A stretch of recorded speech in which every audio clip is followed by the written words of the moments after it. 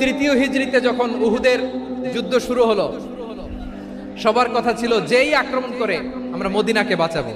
কোন শহরকে বাঁচাবো? মদিনাকে। কিন্তু কুরাইশরা যখন অ্যাটাক করলো, ইহুদিরা আর আসে না, ইহুদিরা আর বেরোয় না। বিষ্ণু বললেন, ওহে ইহুদিরা, তোমরা না চুক্তি করলে আমার সাথে যে মদিনা বাঁচাতে সবাই ঝাঁপিয়ে পড়বো, আসো। একটা ইহুদিও বেরোয় না, কেউ আসে না সেদিন, একজন ছাড়া। তার নাম মুখাইরেক। তার নাম কি? মুখাইরেক বাহাদুরের মতো ঘোড়সাওয়ার হয়ে বেরিয়ে গেলেন এবং বললেন, গোটা ইহুদি সাম্রাজ্যের একজনও যদি না আসে, আমি মুখাইরেককে কেউ ঘরে আটকে রাখতে পারবে না। বেরিয়ে আসলেন, এসে বললেন, আমি মুহাম্মদের পক্ষে যুদ্ধ করব। আমি মারা গেলে আমার সম্পদ আমার উত্তরাধিকারীরা পাবে না, আমার সম্পদ তোমরা মুহাম্মদকে দিয়ে দিবা। সুবহানাল্লাহ বলেন। উহুদের ময়দানে 70 জন মুসলমান শহীদ হলো। এই ইহুদি, সেও মুসলমানের পক্ষে যুদ্ধ করে নিহত হলো। মুসলিমদের লাশ যখন নিয়ে আসা হলো, এই মুখাইরিকের লাশও নিয়ে আসা হলো। মুসলিমদের লাশের পাশে মুখাইরিকের লাশ দেখে বিশ্বনবী মুখাইরিকের প্রতি অনেক খুশি হলেন। আর বিশ্বনবী খুশি হয়ে বললেন, মুখাইরিক খায়রু ইয়াহুদ। মুখাইরিক, যদিও তুমি ইহুদি, তারপরেও তুমি সব ইহুদিদের মধ্যে সেরা ইহুদি। পড়েন সুবহানাল্লাহ। আমার নবী ইহুদিকেও সম্মান দিতে কার্পণ্য করে নাই। আওয়াজ করে বলেন আল্লাহু আকবার। এজন্য অমুসলিম হইলেই তারা আমাদের শত্রু নয়। শত্রু কারা? যে সমস্ত অমুসলিম আমাদেরকে নিশ্চিহ্ন করে দিতে চায়, যে সমস্ত অমুসলিম আমাদের ভূখণ্ড থেকে আমাদেরকে তাড়িয়ে দিতে চায়, যে সমস্ত অমুসলিম আমার ধর্ম নিয়ে তুচ্ছতাচ্ছিল্য করে চিল্লায় বলেন ঠিক কিনা, তারা আমাদের শত্রু। সাধারণ অমুসলিমরা আমার শত্রু নয়। এই যে হিন্দুরা থাকে, এরা আমার ভাই, বৌদ্ধরা আমার ভাই, খ্রিস্টানরা আমার ভাই, ইহুদিরা আমার ভাই। তারা দিনই ভাই নয়, তারা মায়ের পেটের ভাই নয়, তারা মানবিক দিক থেকে ভাই। ও মানুষ, আমিও মানুষ। ইসলাম মানুষকে সম্মান করে। সাধারণ অমুসলিম আমাদের শত্রু নয়। আপনি জানেন, নিউ ইয়র্কে, আমি তো নিউ ইয়র্কে ছিলাম অনেকদিন, ওখানে ফিলিস্তিনিদের পক্ষে যখন আমরা মিছিল করেছি, অনেক ইহুদি আমাদের সাথে মিছিলে দাঁড়িয়েছে। কারণ ওরাও জানে এই ভূখণ্ড ফিলিস্তিনিদের ভূখণ্ড। আওয়াজ করে বলো লালমনিরহাট ঠিক কিনা। তো তারা কি আমাদের শত্রু? না। অনেক খ্রিস্টান আমাদের সাথে আমাদের স্বার্থ রক্ষায় আমাদের পাশে দাঁড়িয়েছে। খেয়াল রাখবেন, হিন্দু আর হিন্দুত্ববাদ এক নয়, ইহুদি ধর্ম আর জায়নিজম এক নয়। এই যে ফিলিস্তিনের ভাইয়েরা, তারা তাদের স্বাধীনতা সংগ্রামের জন্য লড়াই করছে, করে যাচ্ছে, আমরা এটাকে সমর্থন জানাই। চিল্লায় বলো ঠিক কিনা। কাশ্মীরের ভাইয়েরা স্বাধীনতার জন্য সংগ্রাম করছে, আমরা সেই সংগ্রামকে সমর্থন জানাই। যারাই আমাদের ইসলামকে নিশ্চিহ্ন করতে চায়, তাদের বিরুদ্ধে আমাদের সংগ্রাম। ওই সমস্ত দুর্বৃত্তদের সাথে আমাদের কোনো সম্পর্ক নাই। আমরা যদি ঐক্যবদ্ধ থাকতে পারি, ওই দুর্বৃত্তরা চান্স পাবে না। আবু তালেব, নবীর চাচা, মুশরিক, মারা গিয়েছে মুশরিক অবস্থায়, কিন্তু আজীবন আমার নবীকে আগলে রেখেছে, আমার নবীকে সাপোর্ট করেছে, ভালোবেসেছে। আবু জাহেল মুশরিক, মারা গিয়েছে মুশরিক হিসেবে, আজীবন আমার নবীর বিরুদ্ধাচরণ করেছে। আবু জাহেলের শক্তি, সামর্থ্য, স্ট্র্যাটেজি, প্ল্যান সব আমার নবীর বিরুদ্ধে ছিল। এই আবু জাহেলের কারণে একটা দিন শান্তিতে আমার নবী মক্কায় ঘুমাতে পারে না। চিল্লায় বলেন ঠিক কিনা। এজন্য রব্বুল আলামিন বলেন, লা ইয়ানহাকুমুল্লাহু আনিল্লাযীনা লাম ইউকাতিলুকুম ফিদ-দীনি ওয়া লাম ইখরিজুকুম মিন দিয়ারিকুম আন তাবাররুহুম ওয়া তুকসিতু ইলাইহিম ইন্নাল্লাহা ইউহিব্বুল মুকসিতিন। আল্লাহ বলে, গোলামেরা শোনো শোনো, যে সমস্ত অমুসলিম তোমাদের সাথে ধর্মযুদ্ধে লিপ্ত হয় না, তোমাদের বিরুদ্ধে যে সমস্ত অমুসলিম অস্ত্র ধরে না, যে সমস্ত মুসলিম তোমাদেরকে তোমাদের জন্মস্থান থেকে, ভূখণ্ড থেকে তাড়িয়ে দেয় না, তাদের সাথে ভালো আচরণ করতে আমি আল্লাহ নিষেধ করি নাই। তাদের সাথে সদাচরণে কোনো নিষেধাজ্ঞা নাই, বরং তাদের সাথে সদাচরণ করো, এটাই আমি আল্লাহ চাই। তাহলে আমার যে অমুসলিমরা আমাদের সাথে শত্রুতা করে না, তুচ্ছতাচ্ছিল্য করে না, আমাদের ভূমি থেকে আমাদেরকে উচ্ছেদ করতে চায় না, আমাদের বিরুদ্ধে অস্ত্র ধরে না, ওই অমুসলিম ভাইদের সাথে আমাদের কোনো দ্বন্দ্ব আছে? কোনো বিরোধ আছে? বরং আছে ভালোবাসা। বরং আছে কি? এই ভালোবাসা দিয়ে আমরা বিশ্ব জয় করব। রাজি আছো মুসলমান? রব্বুল আলামিন বলেন, গোলাম ও আমার ইমানদার বান্দারা শোনো শোনো, লা তাসুবুল্লাযীনা ইয়াদউনা মিন দুনিল্লাহ ফায়াসুবুল্লাহা আদওয়াম বিগাইরি ইলম। ও আমার বিশ্বাসী বান্দারা, যারা আল্লাহকে ব্যতি রেখে দেব দেবীর পূজা করে, তোমরা খবরদার তাদের গালি দিও না। যদি ওই দেবতাদেরকে গালি দাও তাহলে ভুলবশত, শত্রুতাবশত তারা তোমাদের রব আল্লাহকে গালি দেবে, ঠিক কি না? তোমরা যদি তাদের দেবতাদের গালি দাও, ওরা রেগে তোমার আল্লাহরে গালি দিবে, তাহলে আল্লাহরে গালি খাওয়ানোর কারণ হয়ে গেলাম আমি।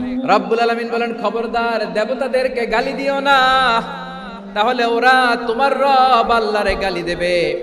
প্রতিটি জাতির জন্য তাদের কাজকে আমি আল্লাহ সুশোভিত করে রেখেছি, তারা সবাই একদিন আমার কাছেই ফিরে আসবে। এরপর আমি রব্বুল আলামিন তাদের আমলনামা তাদেরকে জানিয়ে দেব। সুবহানাল্লাহ পড়ে।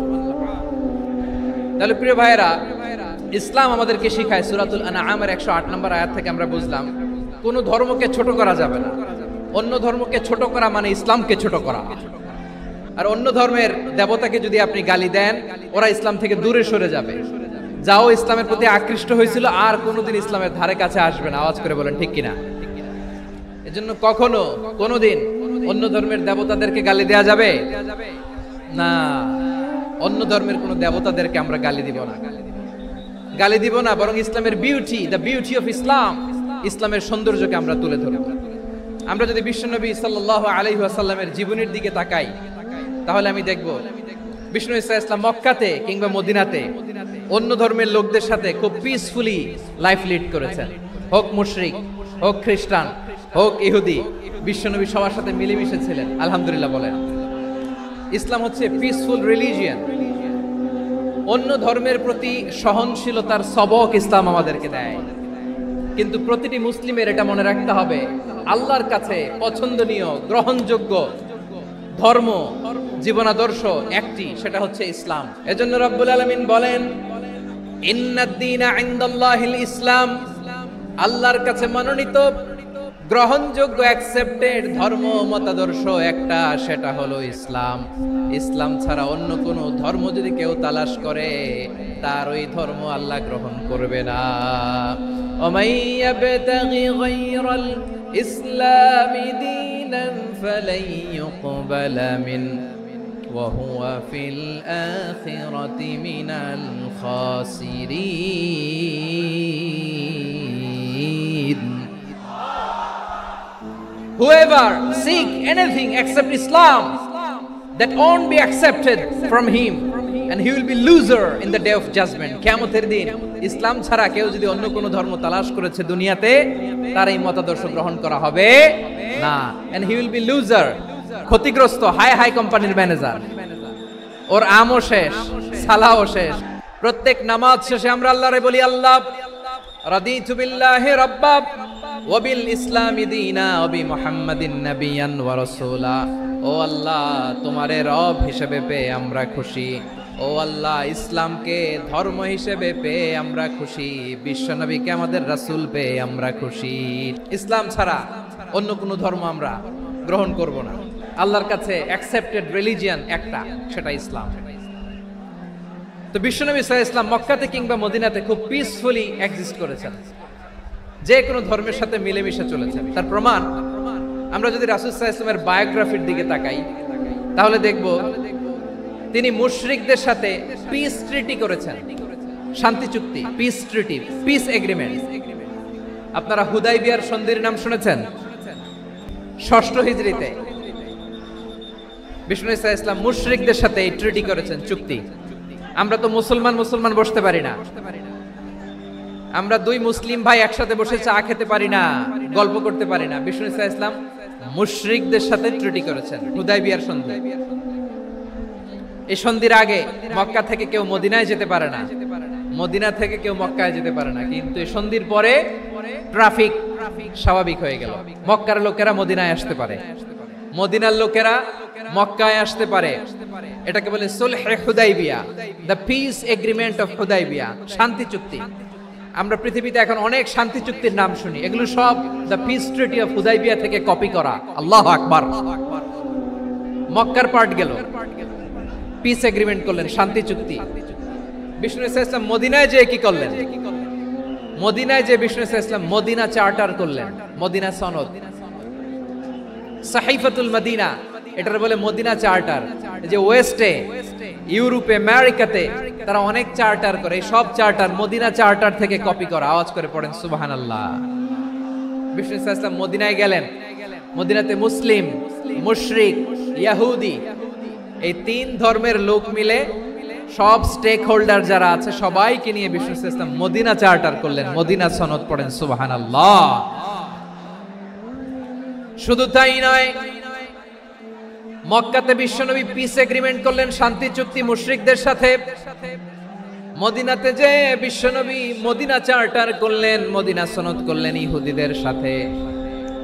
আবার মদিনাতে বিশ্বনবী ইহুদিদের সাথে পিস ডায়ালগ করলেন, ইন্টারফেথ ডায়ালগ করলেন, আন্তধর্মীয় সংলাপ করলেন, যেই সংলাপের মূল ভিত্তি ছিল তাওহীদ।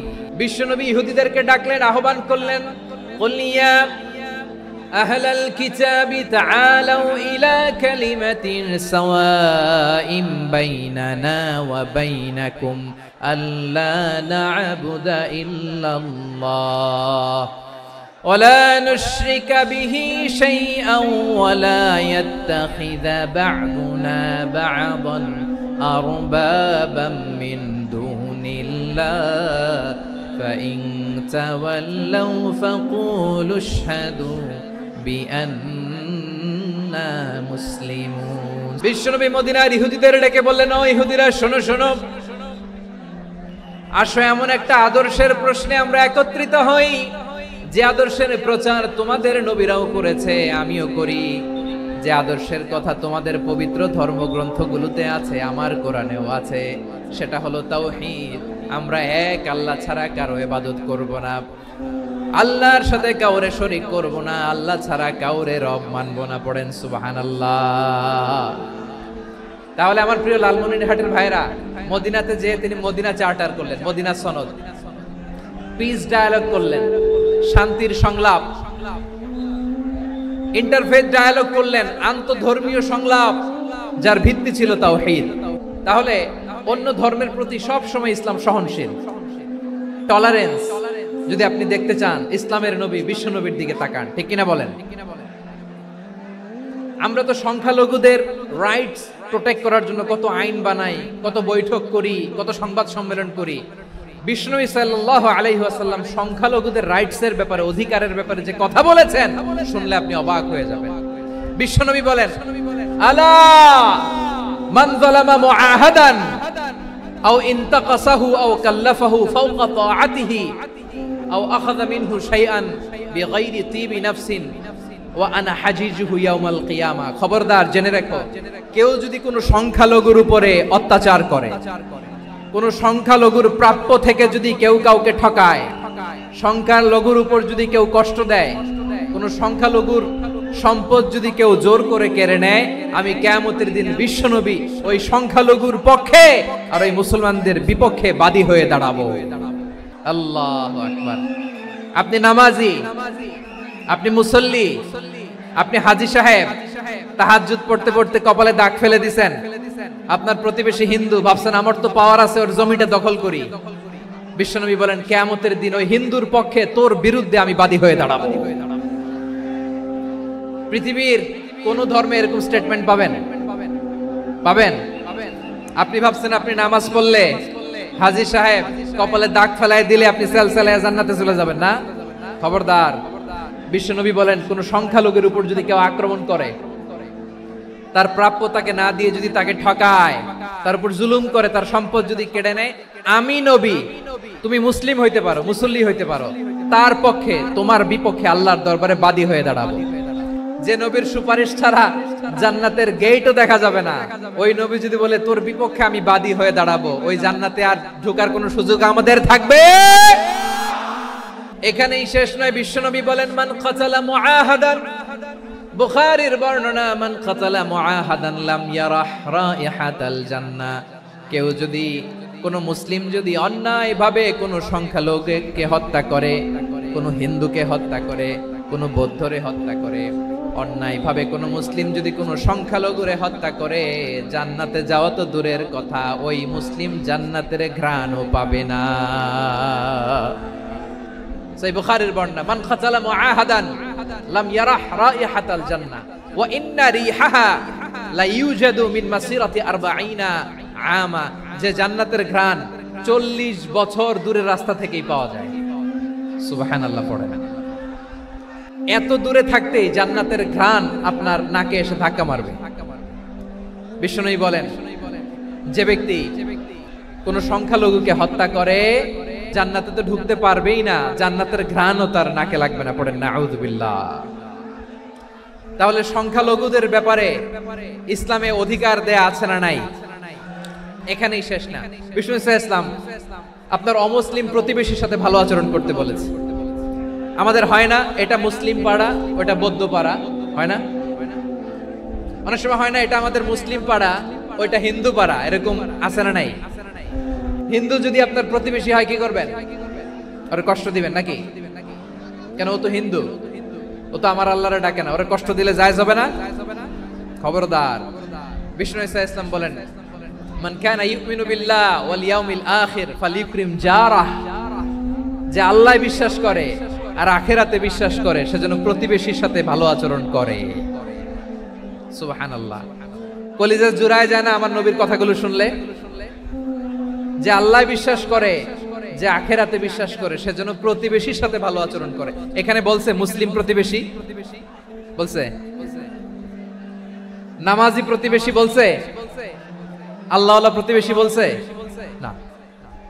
প্রতিবেশী আস্তিক হোক নাস্তিক হোক, প্রতিবেশী মুমিন হোক মুশরিক হোক, প্রতিবেশী হইলেই তার সাথে ভালো আচরণের দরকার আছে না নাই? বিষ্ণু ইসলাম ওনার ইহুদি প্রতিবেশীর বাসায় যেতেন। কোন প্রতিবেশী? ইহুদি। এক ইহুদি কিশোর বিষ্ণু ইসলামের খেদমত করতে, ইহুদি ছেলে আমার নবীর খেদমত করতো, তারা ছিল নবীর প্রতিবেশী। তো অনেকদিন হয় ইহুদি ছেলেটা আসে না। বিষ্ণুনবী খোঁজ দিলেন, ঘটনা কি? একটা ইহুদি ছেলে না আমার খেদমতে আসতো, ছেলেটা কই? খোঁজ নিয়ে জানলেন ছেলেটা অসুস্থ। বিষ্ণু ইসলাম ওই ইহুদির বাড়িতে চলে গেলেন ওই ছেলেটাকে দেখা করার জন্য, ভিজিট করার জন্য। সুবহানাল্লাহ পড়বেন না? গেলেন, যে দেখে ইহুদি ছেলেটা মুমূর্ষ, জান যায় যায় ভাব, বিছানায় পড়ে আছে, তার বাবা দাঁড়ানো। বিশ্বনবী তার মাথার পাশে বসলেন, মাথায় হাত বুলিয়ে দিলেন আর ছেলেটাকে বললেন, আসলিম, হে ইহুদি ছেলে, আসলিম, ইসলাম ধর্ম গ্রহণ করো। তো ছোট্ট ছেলে ভাবে আমরা ইহুদি, এখন ইসলাম ধর্ম গ্রহণ করলে আব্বা যদি বকা দেয়, ফানাযারা ইলা ওয়াজহি আবি, ছেলেটা তার বাবার চেহারার দিকে তাকালো, দেখি আব্বা কি কয়। আব্বা যদি বলে তাইলে ইসলাম ধর্ম গ্রহণ করো। ইহুদি ছেলেটা তার বাবার দিকে যখন তাকালো, ওর বাবা বলে, আতি আবুল কাসিম, আবুল কাসিম যা বলে তাই করো। আবুল কাসিম হচ্ছে বিষ্ণু ইসলামের একটা কুনিয়াত, উপনাম। আমার রাসূলের বড় ছেলের নাম ছিল কাসেম। যেমন দেখবেন আমাদের এলাকায় কারো ছেলের বড় ছেলের নাম যদি হয় আব্দুল্লাহ, এরা আব্দুল্লাহর বাপ বলে ডাকে। কারো বড় মেয়ের নাম যদি হয় ফাতেমা, এরা কি ডাকে? ফাতেমার বাপ বলে না? তো বিষ্ণু ইসলামের বড় ছেলের নাম ছিল কাসেম। ইহুদি বাবা বলল, আতি আবুল কাসেম, আবুল কাসেম যা বলে তাই শোনো, মানে মোহাম্মদ যা বলে তাই শোনো। এই কথা শুনে ছেলে সাহস পাইছে, ছেলে আবার পড়তে আরম্ভ করলো, আশহাদু আল্লাহ ইলাহা ইল্লাল্লাহ ওয়া আশহাদু আন্না মুহাম্মাদার রাসূলুল্লাহ। পড়েন আল্লাহু আকবার। বিশ্বনবীর আহ্বান শুনে, ওই আহ্বানে সাড়া দিয়ে ইহুদি ছেলে শাহাদা পড়ে মুসলমান হয়ে গেল। তার হৃদয়টারে ইমানের নূর দিয়ে আলোকিত করে দিল কে? প্রিয় ভাইরা, এবার রাসূল সাল্লাল্লাহু আলাইহি ওয়াসাল্লাম বের হয়ে আসলেন ঘর থেকে আর বললেন, আলহামদুলিল্লাহিল্লাযী আনকাযাহু মিনান নার। প্রশংসা সে আল্লাহর, যে আল্লাহ জাহান্নামে চলে যাচ্ছিল প্রায় এমন একটা লোককে মুহূর্তের মধ্যে কালেমায়ে শাহাদাতের বদৌলতে জান্নাতি বানায় দিলেন। আওয়াজ করে পড়েন সুবহানাল্লাহ। এই হাদিস থেকে আমরা কি শিখলাম? What is the moral of the story? এক নাম্বার স্টোরি হলো, প্রতিবেশী ইহুদি হোক হিন্দু হোক, যাবেন, সুসম্পর্ক রাখবেন, উপহার দিবেন, বিপদে পাশে দাঁড়াবেন, তাইলেই তো আপনাদের প্রতি, মুসলমানদের প্রতি তারা আকৃষ্ট হবে। ঠিক কিনা বলেন? আপনি যদি হিন্দুদের সাথে বৌদ্ধদের সাথে নাই মিশেন, নাস্তিকের কাছে নাই যান, তো ইসলামের সৌন্দর্যটা ওরা বুঝবে কেমনে? আমার অনেক হিন্দু পরিচিত ভাই আছে, ওরা আমাদের ইফতারির প্রোগ্রামে এসে একসাথে ইফতারি করে। অনেক মদখোর আমার সাথে বসে একসাথে ডিনার করে। হাফ প্যান্ট পরা, গলায় স্বর্ণের চেইন, হাতে স্বর্ণের ব্রেসলেট, আয়েশা আমার সাথে ডিনার করছে, আছে এরকম। গাঁজাখোর, আমি বলে আসো, welcome welcome to my dinner, আসো বসো। বসলেই তো আমি ওর ডিএনএ, চিন্তার ডিএনএ চেঞ্জ করে দেওয়ার সুযোগ পাবো, চিল্লায় বলো ঠিক কি না? আসতে হবে আমার কাছে। The door of Islam is open 24/7। সব সময় আমাদের ইসলামের দরজা আমার অমুসলিম ভাইদের জন্য খোলা আছে না নাই? এই হাদিস থেকে দুইটা শিক্ষা। এক নম্বর শিক্ষা, প্রতিবেশী মুসলিম হোক অমুসলিম হোক, যান, অসুস্থ হইলে একটু আপেল নিয়ে যান, আঙ্গুর নিয়ে যান, কমলা নিয়ে যান, তাদের সাথে ভালো আচরণ করেন। ইসলামের বিউটি দেখে, সৌন্দর্য দেখে অবাক হবে, নসিব ভালো হলে কোনোদিন কালিমা পড়ে মুসলমান হয়ে যাবে। তাহলে অমুসলিমের সাথে ভালো সম্পর্ক। বিশ্বনবী ইহুদির বাড়িতে গেলেন, ইহুদির বাড়ি, আর আমার মুসলমান ভাই আমার কাফের বলে, এরকম আছে না নাই? মুসলিম মুসলিমরা দেখতে পারে না, সহ্য করতে পারে। বিশ্বনবী সাল্লাল্লাহু আলাইহি ওয়াসাল্লাম ইহুদির বাড়িতে গেলেন, এটা একটা শিক্ষা। দুই নম্বর শিক্ষা হলো, বিশ্বনবী সাল্লাল্লাহু আলাইহি ওয়াসাল্লামের খাদেম ছিল ইহুদি, এতদিন খেদমত করলো, একদিনও বিশ্বনবী ওরে কালিমার দাওয়াত দেয় নাই। কারণ কি? বিশ্বনবী একটা ভালো সময়ের অপেক্ষা করতেছিলেন, প্রপার টাইমিং। দাঈর কাজ হচ্ছে দাঈ ইলাল্লাহ, সে হচ্ছে সুযোগ সন্ধানী। দাঈ সুযোগ খোঁজে, কখন দাওয়া দিলে ব্যাটে বলে হবে, ঝোপ বুঝে কোপ মারে, ঠিক কিনা বলেন? বিষ্ণু সাল্লাল্লাহু আলাইহি ওয়াসাল্লাম ভালো সময়ের অপেক্ষা করতেছিলেন, দেখি ভালো সময় আসুক আসুক আসুক আসুক। আস্তে আস্তে এমন সময় আসছে, ছেলে এবার মুমূর্ষ। অসুস্থ ব্যক্তির হৃদয় অত্যন্ত নরম থাকে, হসপিটালে যখন কেউ যায় তার হৃদয়টা বড্ড নরম থাকে, মৃত্যুর ভয়ে তার অন্তরটা নরম থাকে, ঠিক কিনা বলেন? এই প্রপার টাইমিং এর অপেক্ষা করতেছিলেন। যখনই টাইমিং পেয়েছেন, দাওয়াত দিলেন, পড়ো লা ইলাহা ইল্লাল্লাহ, সুবহানাল্লাহ পড়েন সবাই। তাহলে ইসলাম অমুসলিম প্রতিবেশীর সাথে ভালো আচরণ করতে বলে। ইসলাম অমুসলিম মাতা পিতার সাথেও ভালো আচরণ করতে বলে। মাতা পিতা যদি অমুসলিম হয়, তারে ফেলে দিতে পারবেন? অনেক হিন্দু ছেলে আমাদের হাতে শাহাদা পড়ে মুসলিম হয়, কিন্তু ওর মা মুসলমান হয় নাই, বাবাও হয় নাই, এরকম আছে না নাই? তো ও হয়েছে মুসলিম, মা বাপ হিন্দু, এখন মা বাপ কি বাদ? হ্যাঁ, মা বাপ বাদ দেয়া যাবে? যেই মা আপনারে 9 মাস 8 মাস পেটে ধারণ করলো, আপনার মায়ের নার ছেঁড়া ধন, আপনি ওই মারে বাদ দিতে পারবেন? যেই মায়ের বুকের তাজা দুধ খেয়ে আপনি আজকে বাড়ন্ত তাজা তরতাজা, ওই মারে বাদ দেয়া যাবে? মায়ের এক ধারে দুধের দাম, কাটিয়া গায়ের চাম, পাপুষ বানাইলে ঋণের শোধ হবে না, এমন দরদি ভাবে কেউ হবে না আমার মাহা গো।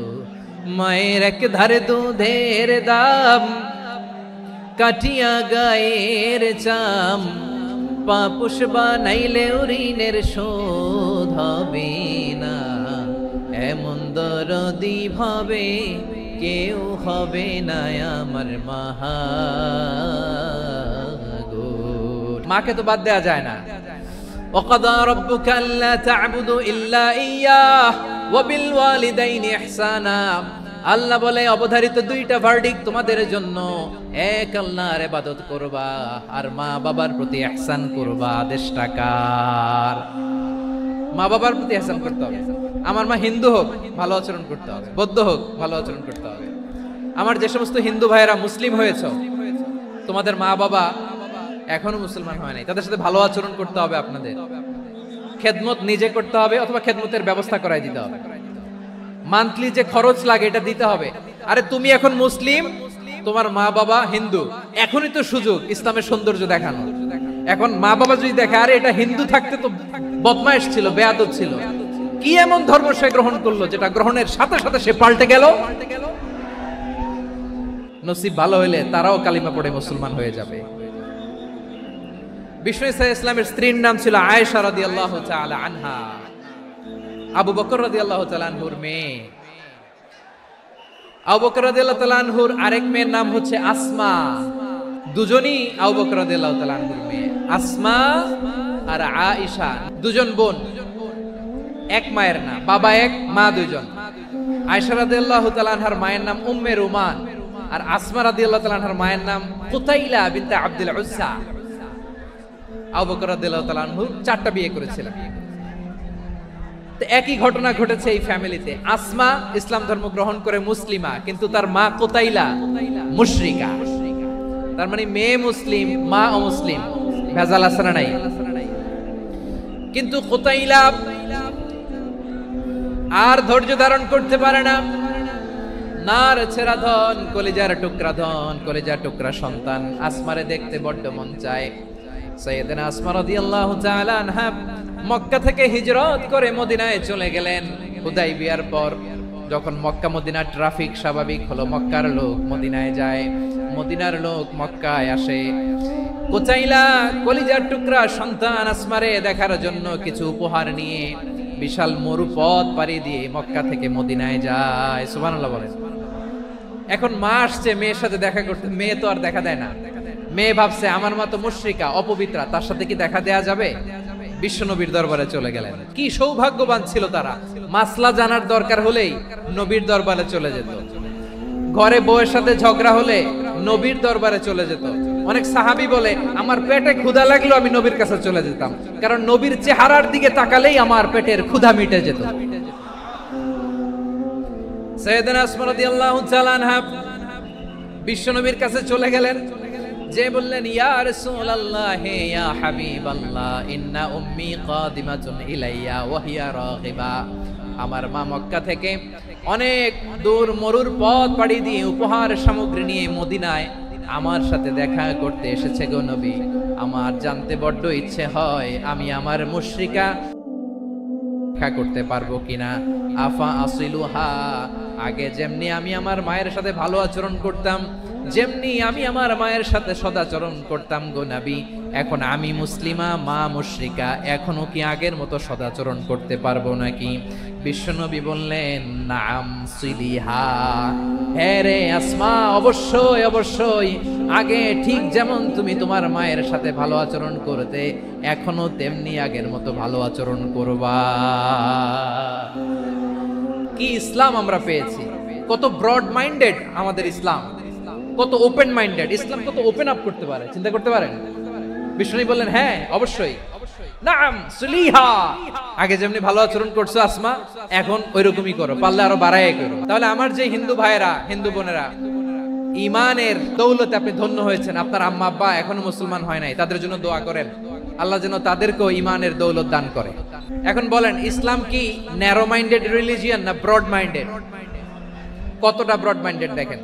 বিশ্বনবী সাল্লাল্লাহু আলাইহি সাল্লাম অমুসলিমরা যদি নবীকে উপহার দিত, ওই উপহারও বিশ্বনবী গ্রহণ করতেন। সুবহানাল্লাহ পড়েন। আপনার অমুসলিম বন্ধু যদি উপহার দেয় সেটাও আপনি নিতে পারবেন, যেটা নেওয়া জায়েজ। কিন্তু আপনার বন্ধু যদি আপনার মদের বোতল দেয়, নিতে পারবেন না। হালাল যে কোনো জিনিস নিতে পারবেন। বিশ্বনবী সাল্লাল্লাহু আলাইহি সাল্লাম অমুসলিমদের দেয়া হাদিয়া গ্রহণ করতেন। কেমন নবী ছিলেন! আমার নবীরে চিনে নেন, আমার নবীর অ্যাটিটিউড জেনে নেন।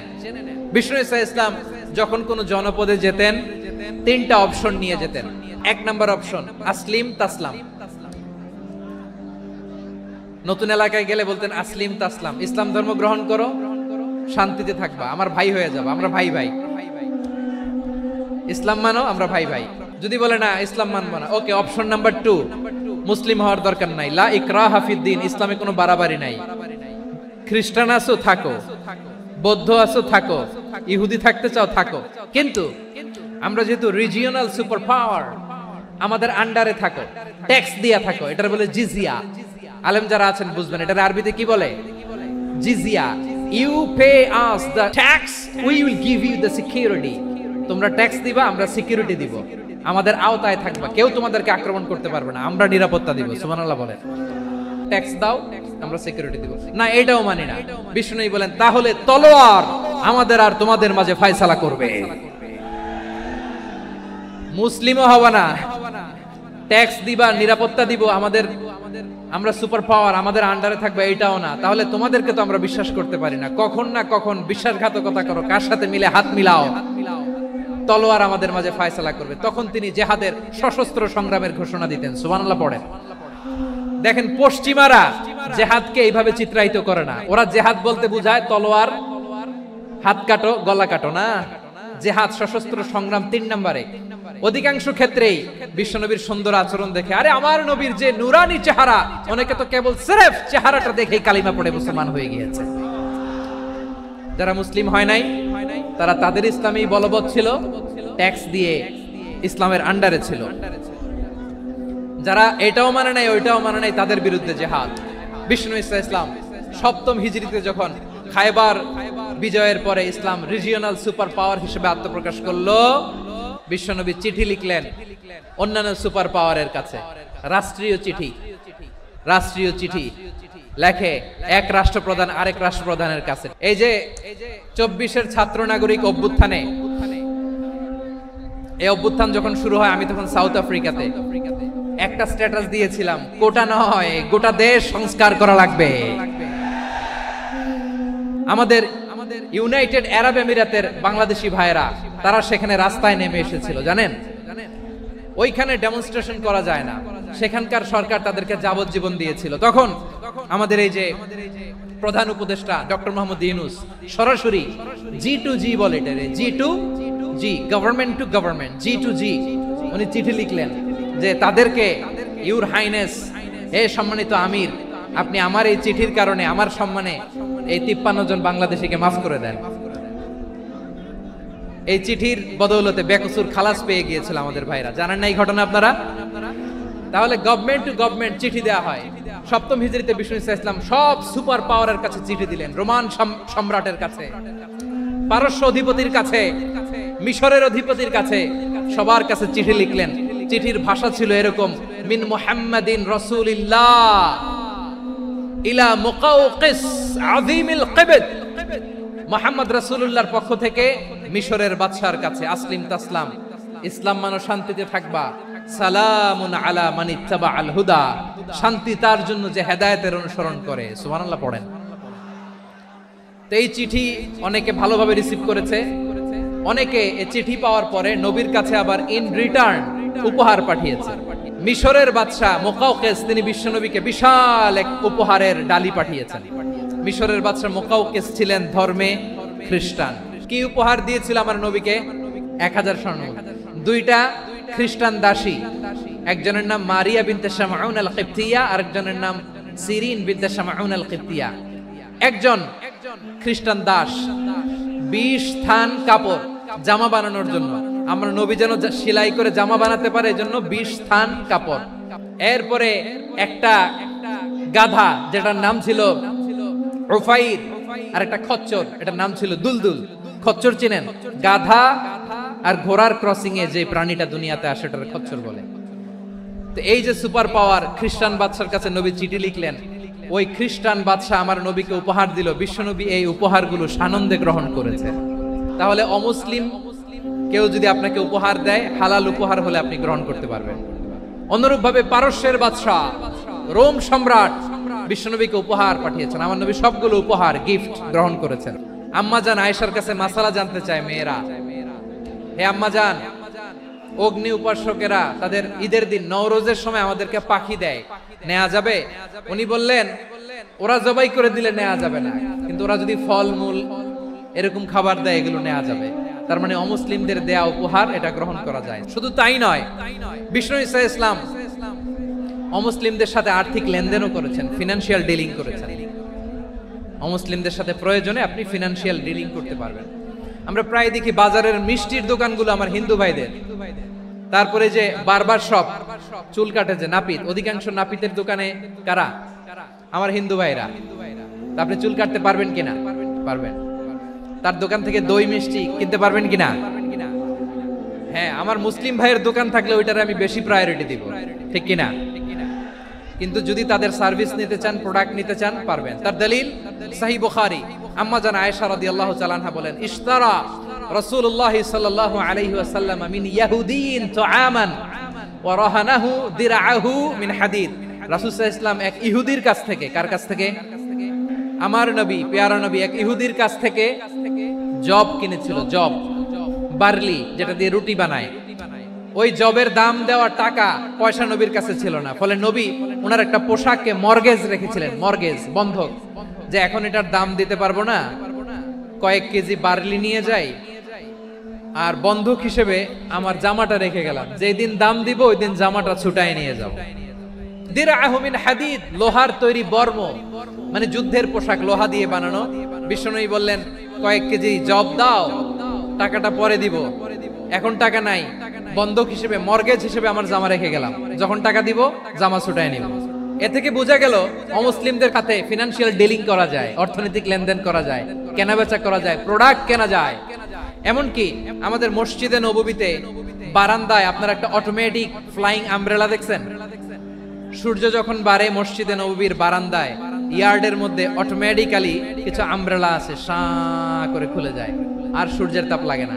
আবার সন্ধ্যাবেলায় এই আমব্রেলা গুলো ওরা ক্লোজ করে ফেলে, দেখছেন? এই মসজিদে নববীকে সর্বোচ্চ উন্নত মানের কনস্ট্রাকশন ইনফ্রাস্ট্রাকচার ডেভেলপ করার জন্য কর্তৃপক্ষ কিছু অমুসলিম ইঞ্জিনিয়ারের, ডিজাইনারের সহায়তা নিয়েছিল। সুবহানাল্লাহ বলেন। কোন দলিলের ভিত্তিতে? এই দলিলের ভিত্তিতে যে বিষ্ণু ঈসা ইসলাম অমুসলিমদের সাথেও লেনদেন করেছেন। আওয়াজ করে বলতে হবে আল্লাহু আকবার। শুধু তাই নয়, ইন কেস অফ ইমার্জেন্সি, প্রয়োজনে ইসলামের খাতিরে, ইসলামকে সামনের দিকে এগিয়ে নিয়ে যাওয়ার জন্য অমুসলিমদের সাপোর্ট নেওয়া জায়েজ আছে। সুবহানাল্লাহ বলেন। অমুসলিমদের সাপোর্ট নেয়া, তাদের থেকে অর্থ নেয়া, পলিটিক্যাল সাপোর্ট, পলিটিক্যাল অ্যাসাইলাম নেওয়া জায়েজ আছে। আমাদের অনেক বিশ্ববরেণ্য দায়ীরা আমেরিকায় অস্থায়ীভাবে অ্যাসাইলাম নিয়ে থাকে, নিজের দেশে গেলে ফাঁসিতে ঝুলাই দিবে। যুগ যুগ ধরে দায়ীদের উপর এরকম অত্যাচার আর নির্যাতন আছে না নাই? মিশরের অনেক দায়ীরা পাশ্চাত্যে যেয়ে থাকে। এই যে তারা পলিটিক্যাল অ্যাসাইলাম নিয়ে থাকে, রাজনৈতিক আশ্রয়, এটা জায়েজ আছে না? এটা যে জায়েজ আছে তার প্রমাণ স্বয়ং বিশ্বনবী সাল্লাল্লাহু আলাইহি ওয়াসাল্লাম পলিটিক্যাল সাপোর্ট নিয়েছিলেন অমুসলিমদের কাছ থেকে। আমার ভাইরা, বিশ্বনবীর বয়স তখন প্রায় 51 বছর। কত বছর? বিশ্বনবীর সবচেয়ে কাছের মানুষ খাদিজা রাদিয়াল্লাহু তাআলা আনহা ইন্তেকাল করেছেন। বিশ্বনবী বড্ড কষ্ট পেলেন, হৃদয়টা ভেঙে খান খান।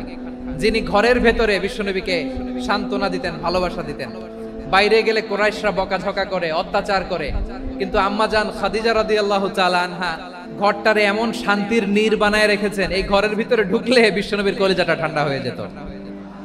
এজন্য রব্বুল আলামিন বলেন, খাদিজা, ও আমার বান্দি খাদিজা, জান্নাতে এমন স্পেশাল একটা ঘর আমি তোমার জন্য রেডি করে রেখেছি। ওই ঘরের মধ্যে কোনো আওয়াজ নাই, ওই ঘরের মধ্যে কোনো নয়েজ নাই, ওই ঘরে কোনো বিশৃঙ্খলা নাই। কারণ মক্কার জমিনে আমার নবী কুরাইশদের বিশৃঙ্খলা, নয়েজ আর ঝামেলাগুলোকে উপেক্ষা করে যখন তোমার ঘরের ভিতরে ঢুকতো, ঘরটারে তুমি শান্তির নীর, ঠান্ডা, নীরব, নিস্তব্ধ, নিঝুম আর শান্তির নীর বানিয়ে রেখেছো।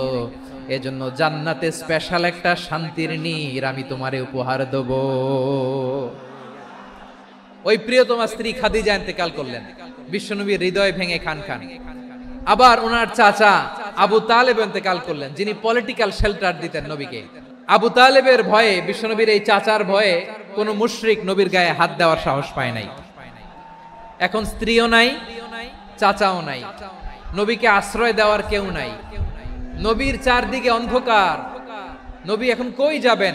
আমার পেয়ারা নবী নতুন স্টেশন খুঁজতেছেন, নতুন দাওয়াতি প্ল্যাটফর্ম খুঁজতেছেন। তিনি যায়েদ বিন হারেসা রাদিয়াল্লাহু তাআলা আনহুকে নিয়ে মক্কার পাশের একটা নেইবরিং সিটি তায়েফে চলে গেলেন দিনের দাওয়াত দেওয়ার জন্য। নাকি জমি কিনতে গেছিলেন? দুনিয়ার যশ খ্যাতির জন্য, নিজের কোনো লাভের জন্য? তায়েফবাসীদেরকে জাহান্নামের আগুন থেকে বাঁচানোর জন্য। আওয়াজ করে বলতে হবে ঠিক কিনা? বিশ্বনবী বিশাল মরুপথ, পাহাড়ি পথ পাড়ি দিয়ে তায়েফের মরুজমিনে গেলেন কোরআনের দাওয়াত নিয়ে, ইমানের দাওয়াত নিয়ে। কিন্তু তায়েফের লোকেরা বিশ্বনবীর দাওয়াতকে শুধু প্রত্যাখ্যান করেই থামে নাই, তারা বিশ্বনবীর সাথে অত্যন্ত খারাপ আচরণ করেছে, বিশ্বনবীকে শারীরিকভাবে হেনস্থা করেছে, আমার নবীকে শারীরিকভাবে অত্যাচার করেছে, আমার পেয়ারা নবীর গায়ে পাথর মেরেছে, বিশ্বনবীর গা বেয়ে ঝরঝর করে রক্ত ঝরেছে, নবী জামিনের মধ্যে লুটিয়ে পড়েছেন, আবার মেরেছে, আবার নবী হাঁটতে শুরু করলেন, পেছন থেকে আবার মেরেছে, আবার নবী রক্তাক্ত হয়ে জামিনের মধ্যে লুটিয়ে পড়লেন, আবার মেরেছে। বিশ্বনবীর মতো এত সুশ্রী মানব, বিশ্বনবীর মতো এত শুভ্র মানব, বিশ্বনবীর মতো এমন চমৎকার দেহাবয়ব দিয়ে রব্বুল আলামিন কাউকে বানান নাই। এরকম চমৎকার মানুষটাকে তারা তায়েফের ওই জমিনে রক্তাক্ত করেছে। বিশ্বনবী দুনিয়ার কোনো স্বার্থের জন্য সেখানে যান নাই, নিজের কোনো লাভের জন্য, প্রাপ্তির জন্য যান নাই। তায়েফবাসীদের জাহান্নামের আগুন থেকে বাঁচাতে গিয়েছেন। খেয়ে না খেয়ে দ্বীনি প্রচারের কাজে নিজেকে দিয়েছ বিলিয়ে। তায়েফের কাফিরেরা চিনল না সে আলো, দুষ্ট ছেলেদের পিছু দিল লেলিয়ে। পাথরের আঘাতে ক্ষত বিক্ষত হয়ে সারা শরীর থেকে রক্ত ঝরে। হে রাসূল তোমাকে ভুলি আমি কেমন করে, হে রাসূল তোমাকে ভুলি আমি কেমন করে। পারেন না আপনারা? ধরুন আমার সাথে। হাজার ব্যথা বেদনার পরে ফিরে আসনি তুমি আপন ঘরে। দিনের আলো তুমি ছড়িয়ে দিতে চলে গেলে মদিনায় মক্কা ছেড়ে। হে রাসূল তোমাকে ভুলি আমি কেমন করে, হে রাসূল তোমাকে ভুলি আমি কেমন করে। প্রিয় ভাইরা, তায়েফের ছেলেরা নবীকে রক্তাক্ত করলো। আমার নবী কই যাবে? কই যাবে? মক্কায় জায়গা নাই, তায়েফে জায়গা নাই। তায়েফ থেকে ভারাক্রান্ত মন নিয়ে আমার নবী মক্কায় ফিরে আসলেন। বিশ্ব নবী মক্কায় ঢুকতে পারেন না। মক্কার মরুভূমির দিকে তাকিয়ে, উপত্যকার দিকে তাকিয়ে বিশ্বনবী ধা ধা করে কাঁদেন, ঝরঝর করে। নবীর চেহারা মোবারক থেকে চোখের পানিগুলো বেয়ে বেয়ে পড়ে। আমার জন্মস্থান, আমার শৈশব, কৈশোর, যৌবন কেটেছে এই মক্কায়। আমার এলাকায় আমি ঢুকতে পারি না। বিশ্বনবী মক্কার অনতি দূরে দাঁড়িয়ে জায়েদকে পাঠালেন, জায়েদ যাও দেখো কেউ আমাকে সাপোর্ট করার মতো আছে কিনা, যাও অমুকের কাছে যাও। জায়েদ গেলেন, তারাও প্রত্যাখ্যান করে ফিরিয়ে দেয়। বিশ্বনবী বললেন যাও অমুক লোকের কাছে যাও, তিনিও প্রত্যাখ্যান করে ফিরিয়ে দিলেন। কেউ বিশ্বনবীকে আশ্রয় দিতে রাজি হয় না। নিজ জন্মভূমিতে বিতাড়িত বিশ্বনবী, সর্বশেষ বিশ্বনবী বললেন যাও মুতঈম ইবনে আদির ঘরে যাও। মুতঈম ইবনে আদি মুশরিক, তার কাছে যাও। গেলেন, মুতঈম ইবনে আদি রাজি হয়ে গেল। দেখেন অনেক বিপদের সময়ও আমি নিজে সাক্ষী, সামাজিকভাবে রাজনৈতিকভাবে কত ঝঞ্ঝা, কত ষড়যন্ত্র, কত কনস্পাইরেসি পারি দিয়ে আমাদেরকে সামনে এগিয়ে যেতে হয়। এই শত্রুদের ভেতরেও একজনকে দাঁড় করিয়ে দেয় যে আল্লাহর কোরআনের জন্য রেডি হয়ে যায়। পড়েন সুবহানাল্লাহ। মুতঈম ইবনে আদি, আল্লাহ তার মনকে নরম করে দিলেন। মুতঈম বলে মুহাম্মদ আমি তোমাকে আশ্রয় দিব। তার দুই ছেলেকে পাঠালেন, যাও খোলা তলোয়ার নিয়ে, স্কট দিয়ে, গার্ড অফ অনার দিয়ে মুহাম্মদকে মক্কায় ঢুকাও আর বলো আমি আমান দেব। আমান কি দিব? আমান মানে সিকিউরিটি, নিরাপত্তা। সিকিউরিটি ছাড়া, আমান দেওয়া ছাড়া কেউ থাকতে পারতো না মক্কায়। দুই ছেলে বিষ্ণু ঈসা ইসলামকে নিয়ে আসলো। নবী কাবার চারদিকে তাওয়াফ করলেন, নামাজ পড়লেন। আবু জাহেল, উতবা, শাইবা, ওয়ালিদ ইবনে মুগীরা সবাই দেখে, কেউ কিছু করতে পারে না। কারণ মুতঈম ইবনে আদি ঘোষণা দিয়েছেন আমি মুহাম্মদকে আমান দিয়েছি, মুহাম্মদের গায়ে যেন কেউ স্পর্শ না করে। আওয়াজ করে পড়েন সুবহানাল্লাহ। নবীর এই বিপদ কালে মুহূর্তে মুতঈমের হৃদয়টারে নরম করে দিল কে? এই মুতঈম কি মুসলিম ছিল না মুশরিক? তাহলে মুশরিকের কাছ থেকে নবী পলিটিক্যাল অ্যাসাইলাম, আধুনিক রাষ্ট্রবিজ্ঞানের ভাষায় পলিটিক্যাল অ্যাসাইলাম, যেটাকে বলে রাজনৈতিক আশ্রয়, ওনার আমান বা নিরাপত্তার এই ঘোষণায় তিনি মক্কায় ঢুকলেন। যতদিন নিরাপত্তা ছিল ছিলেন। মুতঈম যখন মারা গেল, বিষ্ণু ঈসা ইসলাম হিজরত করে মদিনায় চলে গেলেন। সুবহানাল্লাহ। কিন্তু মুতঈম যে বিশ্বনবীর উপকার করছে এটা বিশ্বনবী ভুলে নাই। আমাদের অনেকে আছে উপকার করার পরে আর খেয়াল থাকে না, এরকম আছে না নাই? আমার নবী ভুলে নাই। বদরের প্রান্তরে 70 জন কাফেরকে যখন বন্দী করে বিশ্বনবীর সামনে হাঁটু গেড়ে দাঁড় করানো হলো, বসানো হলো, 70 জন কাফের। কয়জন? বিশ্বনবী তাদের দিকে তাকিয়ে বললেন, সহিহ বুখারীর বর্ণনা, লাউ কানাল মুতঈম ইবনে আদি হাইয়ান সুম্মা কাল্লামানি হাউলাইন নাতনা লা তারাকতুহুম লাহু। বদরের প্রান্তরে 70 জন বন্দী কাফিরের দিকে তাকিয়ে আমার নবী বললেন, আজকে মুতিঈম ইবনে আদি যদি বেঁচে থাকতো আর তোমাদের 70 জনের ব্যাপারে যদি মুতিঈম এক বাক্যে একটা সুপারিশ করত, তার সম্মানে আজকে তোদের সবাইকে আমি মাফ করে দিতাম। বিশ্বনবী মুতিঈমের এই সাহায্যের কথা বলে নাই। 70 জন মুশরিক হাঁটু গেড়ে বসা, নবী চাইলে এখনই এক্সিকিউশন অর্ডার দিতে পারে। তিনি বললেন আজকে যদি মুতিঈম বেঁচে থাকতো আর মুতিঈম যদি তোদের জন্য সুপারিশ করতে, এই আবর্জনাগুলোর ব্যাপারে সুপারিশ করতে, আমি মুহূর্তেই তোদেরকে এমনি মাফ করে দিতাম। শুধু তাই নয়, যাকে যে সম্মান দেয়ার আমার নবী দিতেন, হোক আস্তিক হোক নাস্তিক, হোক মুসলিম হোক অমুসলিম। রোমান সম্রাটের কাছে বিশ্বনবী যখন চিঠি লিখলেন মিন মুহাম্মদ রাসূলিল্লাহ ইলা হিরাকলা আযীমির রোম, মুহাম্মদের পক্ষ থেকে হিরাক্লিয়াসের কাছে, যিনি হচ্ছেন আযীমির রোম। এটা নবী নিজ থেকে বানায় লিখছেন অতিরিক্ত সম্মান দিয়ে। কোন রাষ্ট্রপ্রধান যখন আসে তাদেরকে আমরা কি বলি জানেন? তার নামের শেষে এইচ ই এটা লিখতে হয়, H.E. মানে হিজ এক্সেলেন্সি। কি লেখে? হিজ এক্সেলেন্সি অথবা ইউর হাইনেস, ইউর ম্যাজেস্টি। দেখেন বিশ্বনবী সাল্লাল্লাহু আলাইহি ওয়াসাল্লাম সব নবীদেরও নবী, তিনি একজন মুশরিক খ্রিস্টান সম্রাট রোমান সম্রাটের কাছে চিঠি লিখতে যায়, লিখতেছে ইলা হিরাকলা আযীমির রোম, হিরাক্লিয়াসের কাছে আমার চিঠি, যিনি রোমের আযীম, হিজ হাইনেস, মানে রোমের অনেক সম্মানিত এক বাহাদুর। আওয়াজ করে বলেন সুবহানাল্লাহ। তার মানে যাকে যে সম্মান দেয়ার এটা বিশ্বনবী দিতেন। এমনকি যে ইহুদিরা ভালো ছিল, এই ইহুদিদেরও প্রশংসা করেছেন বিশ্বনবী মুহাম্মদুর রাসূলুল্লাহ সাল্লাল্লাহু আলাইহি ওয়াসাল্লাম। এক ইহুদির প্রশংসা করেছেন বিশ্বনবী। ইহুদির কার? আমি তো আমার ভাইয়ের প্রশংসা করি না, আমি তো এক আলেম আরেক আলেমরে স্পেস দেই না, আমি তো এক দায়ী আরেক দায়ীর সাথে বসতে চাই না। আমার নবী ইহুদির প্রশংসা করে। কার প্রশংসা? ওই ইহুদির নাম ছিল মুখাইরিক। সিরাত গ্রন্থ ঘাটলে পাবেন।